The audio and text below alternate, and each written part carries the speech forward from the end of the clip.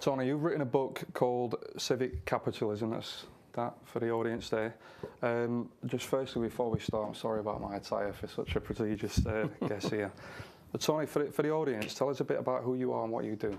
Well, first of all, I've written the book jointly with a colleague, Colin Hay, and we're directors of a new research centre which the University of Sheffield set up just 3 years ago called SPERI, which stands for the Sheffield Political Economy Research Institute. So Colin and I are the directors of that institute, and it was set up by the university in the aftermath of the financial crisis of 2008-9 with an explicit brief really to try and find new ways of thinking about politics and economics and to try and begin to chart a way out of the mess that we'd all collectively got ourselves into. Right.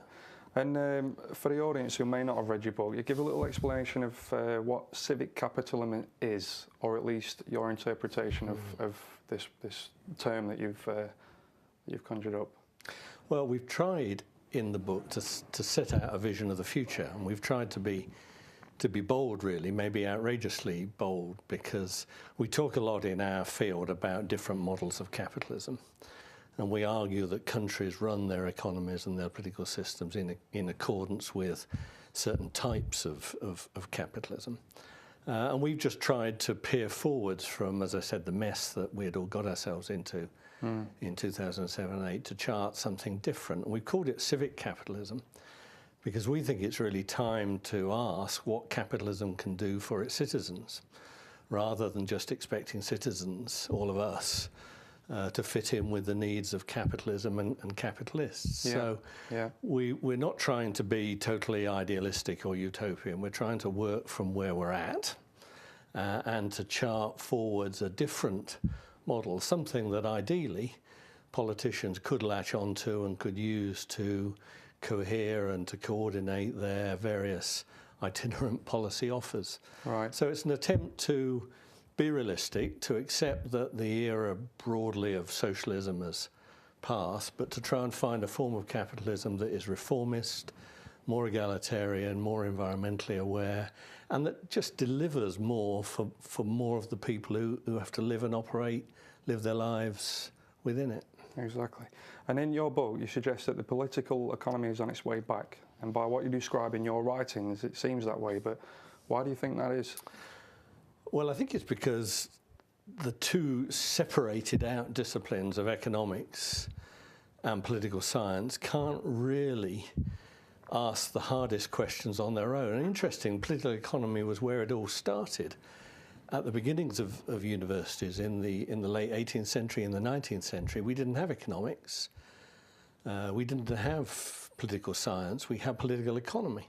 Yeah. So the great thinkers of that era, people like Adam Smith, Karl Marx, Max Weber, all saw themselves as political economists. And what they meant by that was that you couldn't do economic analysis without political analysis being done hand in glove with it, and vice versa. Yeah.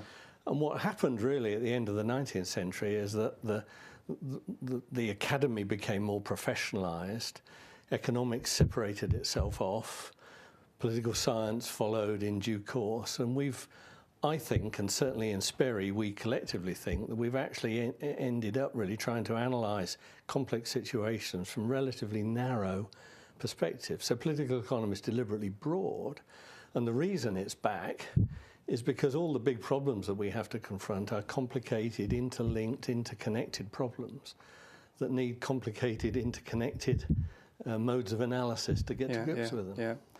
And now, Tony, we've had a bit of insight into what your book is about. I would have liked to ask you more. We're running out of time, I'm afraid. So your book looks really interesting in the political mindset. So tell us why you wrote this book and what do you plan to achieve from it in terms of who you're aiming it for? Well, we're aiming it at the general reader, this famous person that people think exists, but which none of us have ever met. But we're also specifically aiming it at politicians and the policy-making classes. Colin and I felt it was time to stop critiquing the old model, which so obviously crashed and burned in 2008. I mean, it's very easy for academics to criticise. We thought it was time to nail our colours to the mast, really, and chart what we thought ought to be done differently in the future. going to have to cut you short there, Tony. Thanks for coming in, though, mate. Thank you for having me. Cheers.